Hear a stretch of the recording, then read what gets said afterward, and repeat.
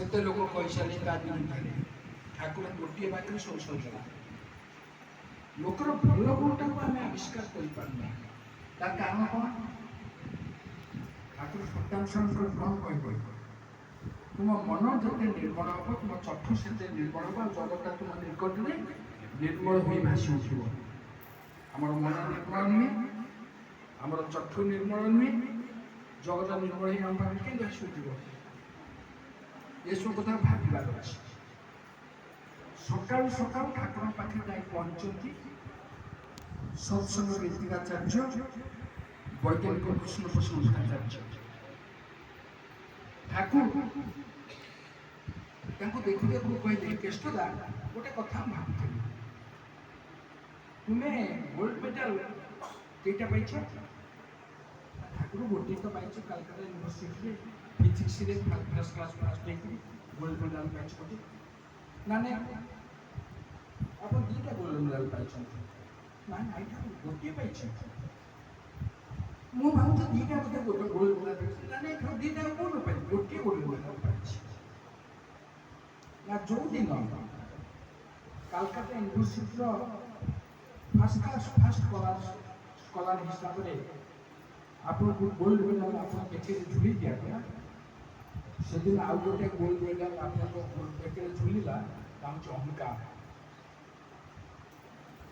ସେ ଠାକୁର ତା ପୂର୍ବରୁ ଟିକେ ପ୍ରଶ୍ନ କରିଥିଲେ ଯେ, ଠାକୁର ଆପଣ ଯେଉଁ ଛୋଟ ଛୋଟ ଛଡ଼ାର ବାଣୀ ଦେଇଛନ୍ତି, ତାକୁ ବୁଝିବା ଭାରି କଷ୍ଟ ହେଉଛି। ଅର୍ଥ ଅର୍ଥାନ୍ତର କରି ବସିଲେ ବହୁତ ବାଟ ଯାଉଛି। ତାକୁ ସେୟାକୁ ଲକ୍ଷ୍ୟ କରି କହିଲେ, ଯେଉଁଦିନ ୟୁନିଭର୍ସିଟିର ଫାର୍ଷ୍ଟ ଷ୍ଟୁଡେଣ୍ଟ ହିସାବରେ ତୁମ ବେକରେ ଗୋଲ୍ଡ ମେଡାଲ ଝୁଲି ଦିଆଗଲା, ଆଉ ଗୋଟିଏ ଗୋଲ୍ଡ ମେଡାଲ ସେଠି ଝୁଲିଗଲା, ତା ହେଉଛି ଅହଙ୍କାର। এই ଅହଙ୍କାରଟା ଥିବା ହେତୁ ମୋର ସହଜ ସରଳ କଥା ତୁମେ ବୁଝିପାରୁନା। ଠାକୁରଙ୍କ ଦୀକ୍ଷା ନେବା ପାଇଁ ଆମର ବହୁତ ପ୍ରଶ୍ନ, ଇଷ୍ଟବୃତ୍ତି କାହିଁ କରିବ ବହୁତ ପ୍ରଶ୍ନ। ଠାକୁରଙ୍କ ଦୀକ୍ଷା ନେବ, ଠାକୁର ତ ପୂଜା କରିବୁ, ପୁଣି ପଇସା ଦେବୁ କାହିଁକି? ଇଏ ପ୍ରଶ୍ନ। ଏସବୁ ପ୍ରଶ୍ନ ଆମ ପାଖକୁ କାହିଁ ଆସେ? ସହଜ ସରଳ ଭାବରେ ଆମେ କଥାକୁ ଗ୍ରହଣ କାହିଁକି କରିପାରୁନା? ଆମେ ସହଜ ସରଳ କେହି ନୁହଁ। ଠାକୁର ଦୁଇଟା ଜିନିଷକୁ ସହ୍ୟ କରିପାରନ୍ତି, ଆଉ ସବୁ ସହ୍ୟ କରନ୍ତି। ଦୁଇଟା ଜିନିଷକୁ ଅବିନାଶ, ଠାକୁର ଦୁଇଟା ଜିନିଷକୁ ସହ୍ୟ କରିପାରନ୍ତି। ମନେ ରଖିବ ସବୁବେଳେ। କ'ଣ ଦୌଡ଼ ବୁଝୁଛ ନା? କ'ଣ ଦିଟା ଜିନିଷ? ଗୋଟେ ହେଉଛି ଭକ୍ତ ଆଖିରେ ଲୁହ ଠାକୁର ଦେଖିପାରନ୍ତି, ନମ୍ବର 1। ଆଉ ନମ୍ବର 2 ହେଉଛି ଅହଙ୍କାର। ଯାହା ପାଖରେ ଅହଙ୍କାର ଅଛି ତାକୁ ଆଉ ଦେଖିପାରନ୍ତି, ଆଉ ତାକୁ ସହ୍ୟ କରିପାରନ୍ତି। ସେଥିପାଇଁ ଯାହା ଆମର ହେଲା ଅବିନାଶ ଆଲୋଚନା କଲା, ଠାକୁରକୁ ଜାଗ୍ରତ କରିବାର କଥା କହିଲା। ଠାକୁର କହିଛନ୍ତି ଅହଙ୍କାର ଥିଲେ ଠାକୁରକୁ ଜାଗ୍ରତ ହେଇପାରିବନି। ବର୍ତ୍ତମାନ ରୋଗ ବାହାରିଛି ସବୁଠି, ସମାଜରେ ବର୍ତ୍ତମାନ ଗୋଟେ ରୋଗ ବାହାରିଛି। ସେ ରୋଗଟା ହେଉଛି ଏଇଆ, ମୁଁ ସବୁ ଜାଣିଛି, ମୁଁ ଯାହା ଜାଣିଛି ଜାଣିଛି ଫାଇନାଲ, ମୁଁ ଯେତେ କଥା ଜାଣିଛି ଏମିତି କେହି ଜାଣିନାହାନ୍ତି। ଏଇଥିପାଇଁ ଏଇ ଭାଇରସଟା ଘୁରୁଛି, ଏଇଥିପାଇଁ ଆମେ କିଛି ଜାଣିପାରୁନାହିଁ। ସହଜ ସରଳ ଭାବେ ଆମେ ଠାକୁରଙ୍କୁ ଗ୍ରହଣ କରି ଚାଲିପାରିଲେ ଏଇ ରୋଗଟା ଆମେ ପ୍ରବେଶ କରୁ। ମୁଁ ସବୁ ଜାଣିଛି। ଗୋଟେ କଥା ସବୁବେଳେ ମନେ ରଖିବେ ସମସ୍ତେ, କଥାଟି ହେଉଛି ଆମେ ଗୋଟେ ଦୁର୍ଲଭ ମନୁଷ୍ୟ ଜନ୍ମ ପାଇଛେ। ଏ ଦୁର୍ଲଭ ମନୁଷ୍ୟ ଜନ୍ମ ପାଇଛେ କ'ଣ ପାଇଁ? ଶିଖିବା ପାଇଁ, କର୍ମ କରିବା ପାଇଁ, ଆଦେଶ ଦେବା ପାଇଁ ନୁହେଁ, ଶିଖିବା ପାଇଁ ନୁହେଁ, ଶିଖିବା ପାଇଁ ପାଇଛେ। ଜୀବନର ଶେଷ ନିଶ୍ୱାସ ପର୍ଯ୍ୟନ୍ତ ଆମେ ଶିଖିବା। ଆଉ ଏ ଶିଖିବାଟା ତାର ଅନ୍ତ ନାହିଁ, ତାର ଶେଷ ନାହିଁ। ଏ କଥାକୁ ମନେ ରଖିବେ ସମସ୍ତେ। ମା ମାନେ କ'ଣ, ଭାଇ ମାନେ କ'ଣ, ସମସ୍ତଙ୍କୁ କହୁଛି, ପିଲାମାନେ ସମସ୍ତେ। ମୁଁ ସବୁ ଜାଣିଛି, ମୁଁ ସବୁ କହିପାରିବି, ଏ ଭାବଟା ଯେତେବେଳେ ଆସିବ ଅଧ ପର୍ଯ୍ୟନ୍ତ ସେଇଟା ଆଉ ନାହିଁ, ଆଉ ଉଠିବା ପ୍ରଶ୍ନ ନାହିଁ। ସେଥିପାଇଁ ଠାକୁରଙ୍କ ଦୀକ୍ଷା ଆମେ ଗ୍ରହଣ କରୁଛେ। ଆମେ ଯଜନ ଯାଜନିଷ୍ଠ ଯଦି କରିବା ବୋଲିକି ଆମେ କହୁଛେ କ'ଣ କରୁଛେ ତ ଆମେ ନିଜକୁ ନିଜେ ପ୍ରଶ୍ନ ପଚାରିଲେ ସମୀକ୍ଷା କଲେ ଆମେ ଜାଣିପାରିବା ଆମେ ଯଜନ ଯାଜନିଷ୍ଠ କ'ଣ କରୁଛେ କରୁନି। ଗୋଟେ ଗତକାଲିର ଘଟଣା ମୁଁ କହୁଛି ଅନୁଭୂତି। ଆମ ଗାଁ ଗୋଟେ ଝିଅ ସେ ବିବାହ ହେଇଛି ମଣିଜର ପାଖରେ ଗୋଟେ ଗାଁ ଅଛି, ସେ ଗାଁ ନାଁ ହେଉଛି ନିମକଣା। ନିମକଣାରେ ଗୋଟେ ରେଲୱେ ପାସେଞ୍ଜର ହଲ୍ଟ ଅଛି।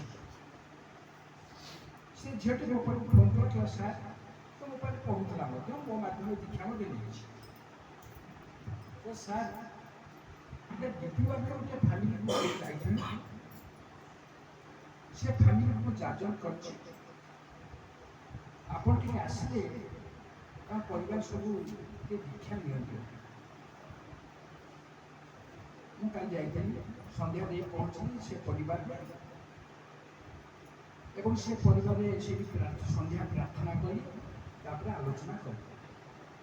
ମୁଁ ଦେଖିଲି ସେ ପରିବାରରେ କୌଣସି ଗୋଟେ ଘଟଣା ଘଟିଛି, ଦୁର୍ଘଟଣା ଘଟିଛି ତାଙ୍କ ଜୀବନରେ, ତାଙ୍କୁ ସେ ଦୁର୍ଘଟଣାଟା ବାଧିଲା।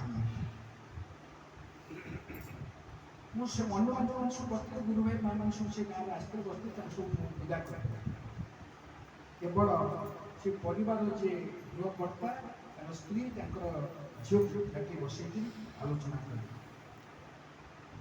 ଦୀର୍ଘ ସମୟ ଆଲୋଚନା କଲା ପରେ ସେମାନେ ଦୀକ୍ଷା ନେଲେ ଆଉ ସେ ତାଙ୍କର ଗୃହକର୍ତ୍ତା ଯେ ଦୀକ୍ଷା ନେଇଥିଲେ ସେ ପୁନଃସ୍ମରଣ କଲେ। କଥା ହେଉଛି ଅନେକ ସମୟରେ ଆମର ଗୋଟେ ଗଣ୍ଠି ପଡ଼ିଯାଏ। ଗଣ୍ଟା କୋଉଠି ପଡ଼େ? କୋଉଠି ପଡ଼େ କହୁନା? ହଁ, ମନରେ ପଡ଼େ ଗଣ୍ଠିଟା।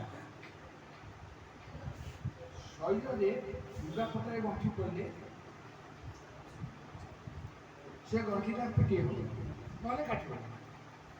ମନରେ ଗଣ୍ଠି ପଡ଼ିଲେ ଆଉ ସେ ଫିଟି ହେବନି, କାଟି ହେବନି।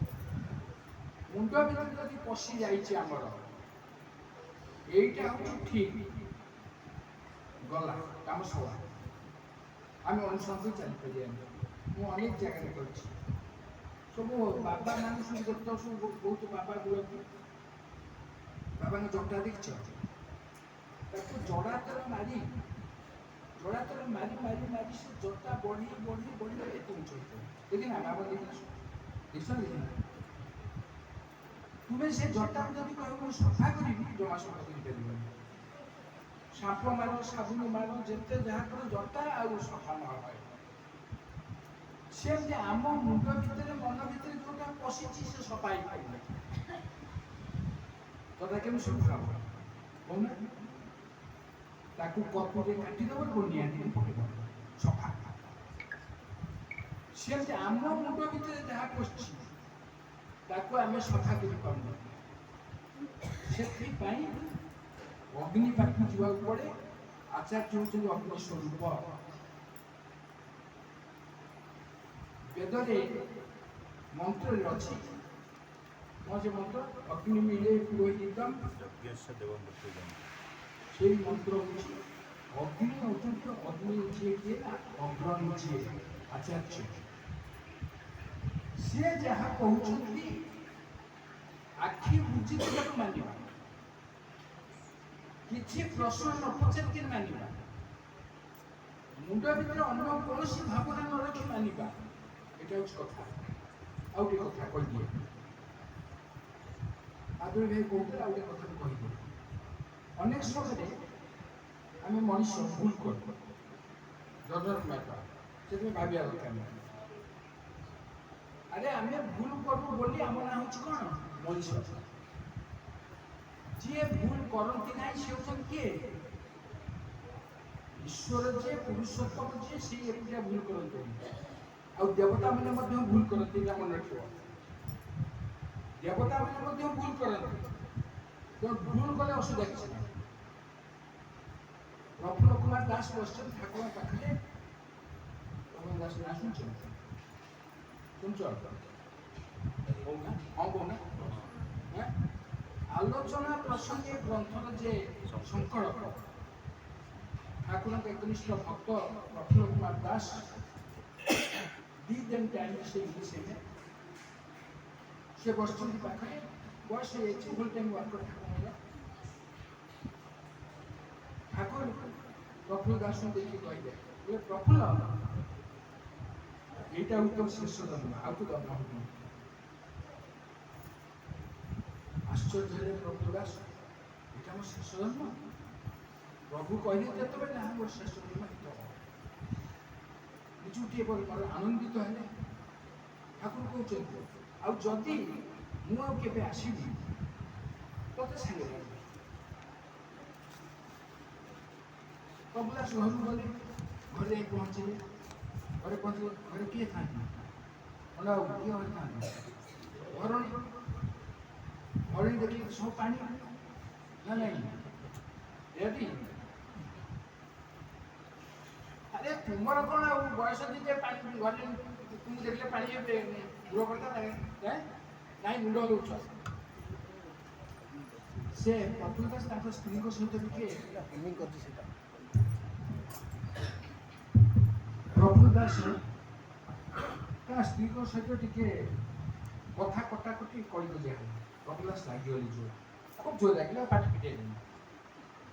ତାପରେ ଦିନ ଠାକୁରଙ୍କ ପାଖକୁ ଆସୁଛନ୍ତି ମନେ ମନେ ଭାବୁଛନ୍ତି ଠାକୁର କହିଲେ ମୋର ଆଉ ଜନ୍ମ ନାହିଁ ମୋର ଶେଷ ଜନ୍ମ ଏଇଟା ମୋର ତ କ୍ରୋଧ ଏପର୍ଯ୍ୟନ୍ତ ଯାଇନି ରାଗ ଏପର୍ଯ୍ୟନ୍ତ ଯାଇନି ମୁଁ ରାଗୁଛି କ୍ରୋଧ ମୋ ଭିତରେ ବସା ବଞ୍ଚିଛି ଠାକୁର ଏ କଥା କ'ଣ କହିଲେ ଆସି ଠାକୁରଙ୍କୁ ପ୍ରଣାମ କଲେ ଠାକୁର ଆପଣ କହିଲେ ମୋର ଏଇଟା ଶେଷ ଜନ୍ମ ଆଉ ମୋର ଜନ୍ମ ନାହିଁ କିନ୍ତୁ ଠାକୁର ଏପର୍ଯ୍ୟନ୍ତ ମୁଁ କ୍ରୋଧକୁ ଦମନ କରିପାରିନି କ୍ରୋଧ ମୋ ଭିତରେ ଅଛି ମୁଁ ଘରେ ରାଗିକି ଆସିଛି ପାଟି ପିଟୁନି ମୋ ସ୍ତ୍ରୀକି ମୁଁ ପାଟି ପିଟୁନି କାଲିଠୁ ଏ କ୍ରୋଧ ମୋ ଭିତରେ ଅଛି।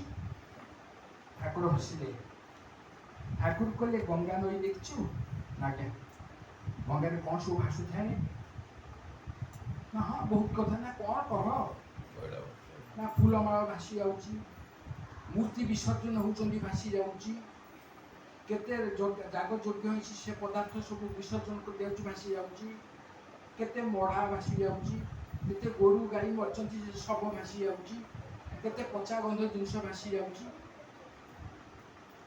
ଭଲ ମନ୍ଦ ସବୁ ଭାସି ଯାଉଛି କୁଆଡ଼େ ଯାଉଛନ୍ତି ସେମାନେ ତାଙ୍କ ଲକ୍ଷ୍ୟଟା କୁଆଡ଼େ ଭଲ ଯାଉଛି ମନ୍ଦ ଯାଉଛି ସବୁ ଯାଉଛି ଲକ୍ଷ୍ୟଟା କୁଆଡ଼େ ଗଙ୍ଗାର ଲକ୍ଷ୍ୟ କୁଆଡ଼େ ସ୍ରୋତଟା କୁଆଡ଼େ ସାଗର ସମୁଦ୍ର ଜୀବନରେ ସେମିତି ଅନେକ ଭଲ ମନ୍ଦ ଭାସିଯିବ ଯାଉ ଲକ୍ଷ୍ୟ ଯଦି ସ୍ଥିର ଥବ ତାହେଲେ ସବୁ ଠିକ୍ ଅଛି ତେଣୁ ଲକ୍ଷ୍ୟଟା ସ୍ଥିର କରିବାକୁ ହେଲେ ମନଟାକୁ ସ୍ଥିର କରିବାକୁ ହେବ ଆଉ ମନଟାକୁ ସ୍ଥିର କରିବାକୁ ହେଲେ ନିତ୍ୟ ଜପ ଧ୍ୟାନ କରିବାକୁ ହେବ ଇଷ୍ଟବୃତ୍ତି ବିହିତ ଭାବରେ କରିବାକୁ ହେବ ଇଷ୍ଟବୃତ୍ତି ପଠେଇବାକୁ ହେବ ଠିକ୍ ଭାବରେ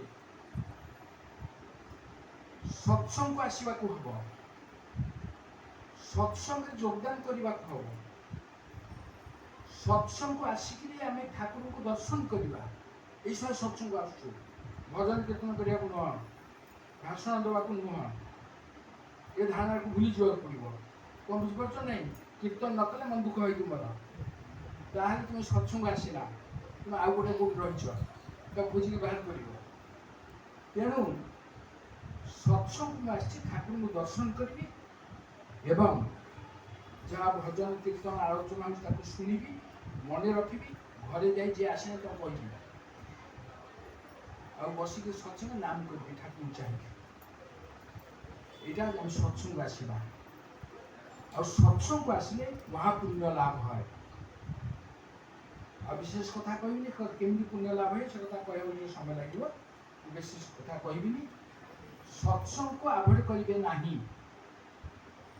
ମୋ ଜୀବନରେ ମୁଁ ଦେଖିଛି ମୋ ପାଖରେ ଯେଉଁ ଲୋକ ସବୁ ଚଳୁଛନ୍ତି ମୁଁ ଦେଖିଛି ଯେଉଁମାନେ ସତ୍ସଙ୍ଗକୁ ଆଭଏଡ୍ କରନ୍ତି ନାହିଁ ମହା ବିପଦରୁ ସେ ଉଦ୍ଧାର ପାଆନ୍ତି ବାହାରକୁ ଆମେ ଜାଣୁ ସେ ଲୋକଟା ବହୁତ ବିପଦରେ ପଡ଼ିଛି କିନ୍ତୁ ସେ ଭାବେ ମୁଁ ବିପଦରେ ପଡ଼ିନି ବାହାରୁ ଜାଣୁ ଯେ ସେ ଲୋକଟା ଅଭାବରେ ଅଛି କିନ୍ତୁ ସିଏ ଭାବେ ମୁଁ ଦୁଃଖରେ ନାହିଁ ଅଭାବ ନାହିଁ ମୁଁ ଠିକ୍ ଅଛି ତେଣୁ ସତ୍ସଙ୍ଗର ରେଜଲ୍ଟ ଆମ ଜୀବନକୁ ଆଜି ସତ୍ସଙ୍ଗ ଗୃହକର୍ତ୍ତା ଏଠି କରିଛନ୍ତି ବହୁତ ଭଲ କଥା ହେଇଛି ଆମେ ବହୁତ ଖୁସି ବାରମ୍ବାର ବି ସତ୍ସଙ୍ଗ ହେବା କଥା ଏବଂ ସେଥିପାଇଁ ଆମର ବାବୁଲି ପଲେଇ ଭାଇ ଅଛନ୍ତି ସେ ତାର ଉଦ୍ୟମ କରିବା ଦରକାର ଏଠି ଯେ ଆମେ ଏଠି ଆଗୁଆ ପିଲା ସିଏ ପିଲା ସିଏ ନୁହଁ